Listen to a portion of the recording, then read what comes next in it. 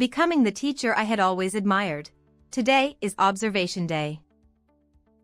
It's not my first time, but I still feel nervous every time. But it's okay. I have a necklace that supports me through tough times. It's a necklace with a design of stars. The only one of its kind in the world, given to me by someone special. Today, I put on the necklace and headed to school. When I arrive at school, the students start coming in. One of them catches my eye, winks at me, and then looks surprised when noticing my necklace. With that expression lingering in my heart, the class begins. Thanks to the necklace, the class receives positive feedback not only from the students but also from their parents, which makes me feel relieved. I'm glad that all the effort I put into today's lesson was worth it. Feeling content, my voice grows louder as I see the students off. As the class ends, someone suddenly speaks to me. This is matching, isn't it? Huh? Surprised, I looked at her necklace. There, I see the same star necklace as mine. Goodbye, Miss Hannah. Goodbye. Be careful on your way home. I watched the students energetically running off with backpacks that seemed to be more than half their size.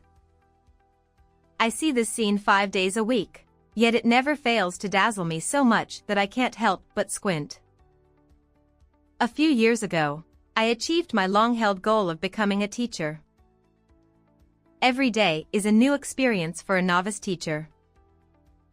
I handle my homeroom class and, even after several years, I'm constantly busy with things I still don't fully understand. However, what brings me the greatest joy is being able to connect with each student individually. As the day of the class observation approaches in a few days, I find myself lost in thought. It's not my first observation day, but I still feel nervous each time and can't calm my anxious feelings since morning. Standing in front of the students' parents, I decided to wear a slightly more formal suit that day. If I wanted to match the necklace, maybe a lighter shade would have been better. I mutter to myself as I spin around in front of the mirror. I have one precious treasure. It's a star necklace. When I wear this necklace during times of unrest, it helps dispel my anxiety. With this necklace on, I'm sure everything will be fine. It's remarkable how far I've come, despite being an ordinary and unremarkable person. As I gaze at myself in the mirror, dressed in the formal suit with the necklace, memories of past events come flooding back to me. I was raised in an orphanage. I have no memories of my parents and don't even remember their faces. Among the other children I lived within the orphanage, some would occasionally go on overnight stays somewhere. I didn't know if they were with their parents or relatives, but some of them would receive presents on their birthdays or at Christmas. At the time, it seemed like nothing special, but looking back now, I think I felt a mix of envy and a little loneliness. I didn't have anywhere to stay overnight or anyone to send me anything. I had nothing special to boast about or be good at. I didn't have anything to be a source of emotional support for me. I felt like I had nothing, no one, so I closed my heart off and always spent my time alone, away from everyone else. My expression must have been dark, making it difficult for others to approach me. However, there was one girl who always reached out to me. Her name was Aiden, an energetic girl who looked great with her short haircut. I heard that Aiden, like me, had no parents or relatives, but unlike me, she was always surrounded by friends and was bright and kind. Hannah, let's play together. Aiden would always call out to me whenever she saw me alone, and she reassured me. It's okay, don't worry. Even though Aiden spoke to me, I couldn't respond well. Despite our similar circumstances, I couldn't bring myself to be as open and outgoing as she was. Nevertheless, Aiden never seemed bothered by this and continued to talk to me many times. It didn't take long for me to open up to her. As I started playing with her, I was able to find my place in the life of the orphanage. She shared everything with me, her joys, her sorrows, and I felt my true emotions coming back to me. She even shared her precious things with me. You know, I have something I want to give you, but it's a secret from everyone else. With those words, she led me out to the orphanage's backyard. This is my treasure. I want to give it to you. She reached out her hand, and when I opened mine, there was a star bead stone resting there. It was something she cherished. It might have looked like a simple star-shaped bead, but I knew that Aiden, who loved beautiful things, treasured it. Under the bright summer sun, sparkling, I gazed at it intently and asked, "Why are you giving me something so precious to you? Are you sure I can have it?" She hesitated for a moment, then looked at my face and said, You know, Hannah, they found someone to be my foster parent. I'll be leaving the facility before you. I was speechless at this sudden news. Are you going to a foster family? I won't be able to live with Aiden anymore. Will I be alone again? Those thoughts raced through my mind in less than a second. I must have had a stiff expression on my face. While she was looking at my face like that, she continued, If I'm gone, you might get lonely. She took my hand and placed the star-shaped beads in it. So, I'm giving you my treasure. Because it's me. Since I'm always with you, Hannah, you'll be okay. Stay strong. I held on to the star-shaped beads while crying. My body trembled at the thought of someone caring so much about me in this world. And my body trembled at the thought of losing such a caring best friend. I wanted to accept her kind feelings. I strongly felt that I had to accept them and do my best. For the first time, I felt an overflowing trust in my heart, and I couldn't stop crying. Thank you, I'll be okay knowing this feeling. Aiden, thank you, thank you. Be happy. I repeated those words over and over again as I cried. I remember her also nodding and smiling through her tears. After a while, Aiden journeyed from the orphanage to her foster home. It was a refreshing autumn day, yet my heart felt as if a chilly wind was blowing through it. The days without Aiden became lonely. But I had the star-shaped beads. She was always with me through these beads, allowing me to maintain some semblance of normalcy in my life. There were many things I looked forward to, one of which was the events held occasionally at the orphanage. These were community-driven events like table tennis classes and cooking workshops. The first event after her departure was a jewelry-making class. Each time, a volunteer teacher would come to the class. The women who came to the jewelry class were very kind, and I affectionately called one of them Mrs. Emma and admired her greatly. Sensei Emma, a skilled housewife who made jewelry as a hobby, was a wonderful teacher, although I understand that now as an adult. At the time, she seemed like an impressive teacher to me. I made a bold request to Mrs. Emma. I wanted to turn the star-shaped beads, my precious treasure from Aidini, into a necklace. I wanted to wear this memorable star-shaped bead, filled with her heartfelt wishes for my well-being, to lift my spirits whenever I wore it. I earnestly conveyed these feelings to Mrs. Emma while showing her the star-shaped ornament. She listened attentively to my story and thought for a while. Hannah, first of all, these star-shaped beads are quite intricate, aren't they? Normally, Turning them into jewelry would be challenging.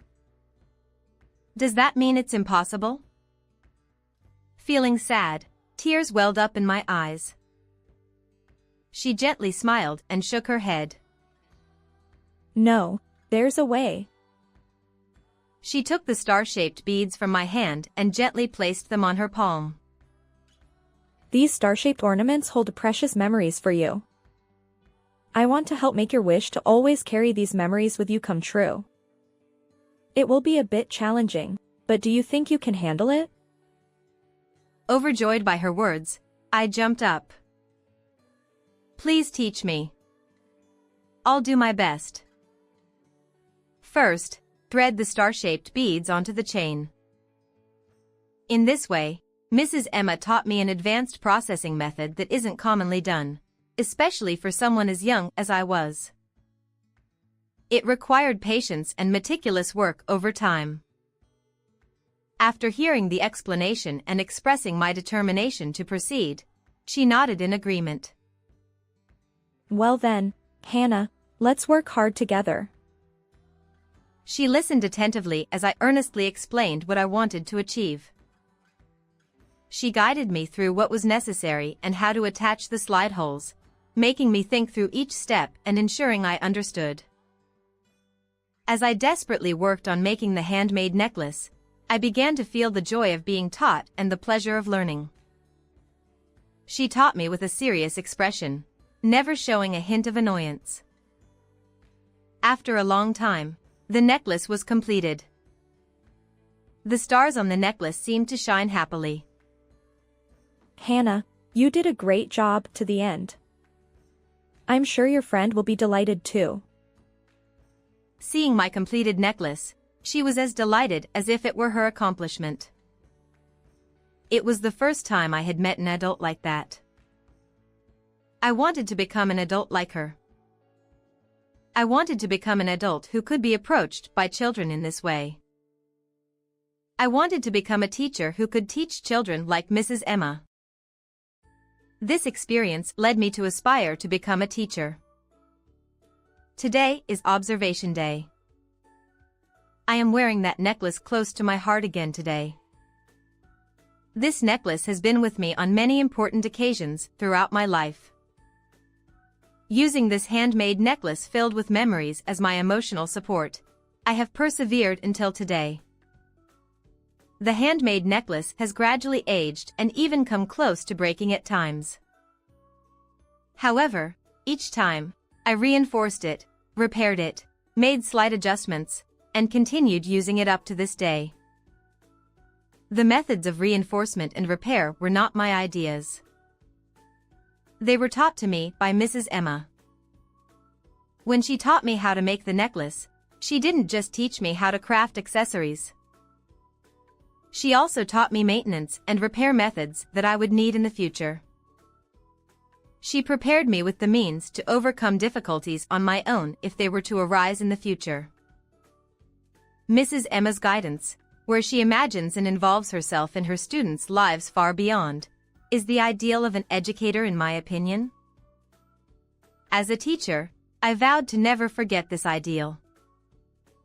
Observation Day in the classroom carries a different kind of tension. During my first observation day as a teacher, I was so nervous that I couldn't even look at the parents of the students. Now, I can calmly survey the surroundings and recognize many familiar faces. I wonder if I'm starting to get used to this.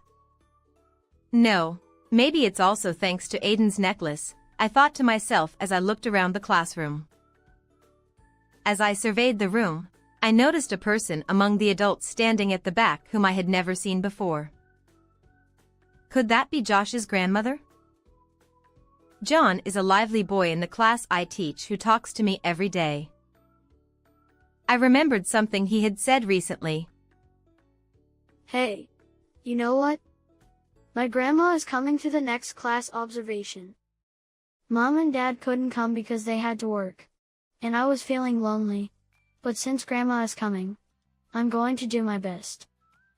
He often shares what happens at home with me. My grandma is looking forward to meeting the teacher I always talk about. Come to think of it, he had mentioned something like that. I wonder how he talks about me at home. Oh, really? Then let's work hard in math so you can shine, I replied, and he made a displeased face. But then he quickly straightened his expression and said determinedly, I want to show Grandma my good side. After that, he tackled his weak subject of math diligently, studying hard with his textbook. As I was recalling this, our eyes met, mine at the front of the classroom and John's grandmother's in the back. He smiled kindly and winked at me. Then, her gaze shifted to my necklace, and she appeared slightly surprised. I was curious about her expression, but it was observation day and I couldn't engage in conversation, so I just returned her smile and continued. Goodbye, teacher. See you tomorrow. Today being observation day, school ended with this. Students and parents exchanged greetings as they left the classroom. Thanks to the necklace, I felt relieved that the class received positive feedback from both students and parents. I was glad that the effort I put into today's lesson paid off. Feeling content, my voice grew unintentionally louder as I saw the last student off and stepped into the hallway. There, I noticed John's grandmother standing alone in the hallway. It seemed she had been waiting for me to come out. I believe you're John's grandmother. Thank you for coming today. I approached her and spoke. Miss Hannah, thank you for always taking care of John. She smiled as she looked at my necklace. Our necklaces match, don't they? Huh? During the observation, I had been too nervous to look closely at her, so I was surprised and took another look at the brooch on her chest. There was a handmade necklace. It's unusual to see star-shaped beads made into a necklace. I was impressed because I had never seen a handmade necklace with star-shaped beads other than mine, and I stared at it closely. It was carefully crafted to secure the stars in place. It seemed to have the same construction as my necklace, but hers was undoubtedly several steps above mine in skill and was a wonderful piece of work. What happened to this necklace? It's the first time I've seen a star necklace other than mine, John's grandmother said, gazing at the necklace. For some reason, her voice was soothing, with a softness that felt familiar. This necklace is made from memories with my best friend's family, turned into jewelry. She explained. Did you make it yourself? I couldn't hide my surprise upon hearing that she had crafted it. May I share the story of my best friend with you? She had a close friend whom she trusted deeply. Her friend had always wanted children but couldn't conceive due to health reasons. Refusing to give up, they finally adopted a child from an orphanage.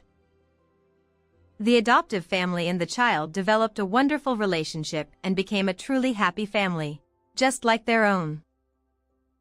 However, tragically, they were all killed in a large fire. When she rushed to her friend's home, everything had already burnt down, leaving nothing behind. She searched through the ashes hoping to find something left by her friend's family and discovered only the charred stars. She brought them back and turned them into this necklace. As I listened to her story, my heart raced, and my legs began to tremble. The quiet tale she shared with me left me deeply shaken. A handmade necklace with stars. Yes. The girl my friend raised as an adoptive parent loved making handmade accessories. She showed me some of her creations. She replied. Aiden. At the certainty in my voice, she looked up. With trembling lips, I told her about Aiden, about how I grew up in an orphanage, and about the beautiful star ornament that she cherished. I explained how I had relied on that star ornament she gave me to keep going. Was she gone? The shock was overwhelming for me, who had always hoped to meet her somewhere again someday. Unable to contain myself, tears overflowed from my eyes. It must be her. This necklace. It's handmade. I learned from a volunteer teacher. Suddenly, I looked at the necklace of the woman in front of me. Could it be Mrs. Emma? It was indeed her. I realized that John's grandmother was Mrs. Emma. Strangely, despite not noticing until now, her gentle voice and direct gaze remained unchanged. Hannah. You're still the same Hannah from back then, she said, also shedding tears. Your friend's adopted child was indeed named Aiden. The place where Aiden went as an adopted child was Emma's friend's home. I once again realized that Aiden was no longer in this world. Mrs. Emma said that the memento from her friend's family was only the star-shaped beads that Aiden cherished. The necklace around my neck also became the sole memento of Aiden. Aiden's stars, always supporting me, even today. Yet, she was no longer in this world. I couldn't believe it, and I didn't want to believe it. Tears uncontrollably overflowed from my eyes, unable to stop. Mrs. Emma gently wiped my tears with a handkerchief and said, Hannah. I, too, was deeply saddened by the loss of my friend's family, and my heart was almost broken. But at that time, there was something that supported me. Saying this, she wiped my tears and then held my hands with both of hers. Hannah, it was you. Your presence supported me. I was surprised, staring at her face. My tears stopped with surprise, and the last drop trickled down my cheek. Why was I, who had only learned accessory making from her years ago, supporting her? She looked into the distance for a moment and then spoke about that time. She and her friend had been close since they were young, discussing things like wanting children and deciding to adopt. Even after Aiden came to her friend's family, they continued to consult with each other. They rejoiced together in the days when her friend raised Aiden with love like her own child and built a happy family. For Mrs. Emma, who had witnessed her friend's efforts and happiness, accepting the loss of her friend's family was unbearable, leading to days of despair. At such times, I remembered Hannah, whom I met at the accessory making class at the children's facility as a volunteer. I appealed to her that day, expressing my desire to always be with the star-shaped beads, my one precious memory, which I had while living in the orphanage. Remembering your earnest attempt to challenge the difficult task of processing accessories in your determination to be with your precious memories, Mrs. Emma said, turning her gaze towards me, her eyes full of tears as she smiled. Remembering your earnest efforts, I was able to overcome the separation from my friend, she said, recalling each word I had appealed to her. She mentioned that she felt the same desire to preserve cherished memories, whether or not the star-shaped beads I had and the ones she found were from the same owner. Afterward, she carefully polished the star-shaped beads she found in the burnt ruins and painstakingly crafted them into a necklace over time. Just like me, with the single-minded desire to always be with the memories of her friend. She also mentioned that during difficult times, she wore the star necklace. It seems that she had been living with the help of the star necklace throughout her life. I was greatly surprised to realize that I had continued to exist within Mrs. Emma. The day I met Mrs. Emma was a special day for me, marking the beginning of my goal to become a teacher and the day she became the ideal teacher in my heart. I believe she was the first trustworthy adult for me, someone I could rely on as a child without parents. The encounter with her, guided by Aiden and her memories, has continued to support me throughout my life. Mrs. Emma, it's the other way around. It's been me who's been supported by you. I couldn't contain my overflowing emotions and grabbed her hand, shouting, Hannah.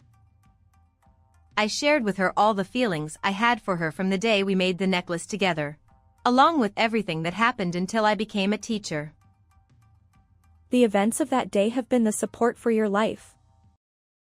She had a very surprised expression. We realized that our mutual existence had supported each other. Mrs. Emma closed her eyes for a moment, took a small deep breath, and then slowly looked at my face. She reached out and gently touched my necklace. Aiden gave you these star-shaped beads so that you wouldn't just stay sad, Hannah, but keep moving forward, she said softly.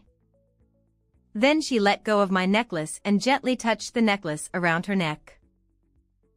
Aiden wanted me to keep moving forward too, not just stay in sorrow. That's why she left this star pendant in the ashes of the fire, for me, in place of my friend, she explained. We both gazed at our respective necklaces. Because of Aiden's star-shaped beads, I met you and have been living my life to the fullest. Mrs. Emma, it's thanks to Aiden's beads that you remembered me too. It's all thanks to Aiden. I'm sure Aiden would say, I'm just here with you, and that you succeeded because of your efforts, Hannah. I think that's what she'd say, she reflected. I shook my head, feeling as if Aiden had indeed spoken to me, and I felt a little happy. We looked at each other and then chuckled softly together. John always talked about you, Hannah. He thought you were a good teacher, so he was looking forward to today's observation day. Thank you for always being there for him.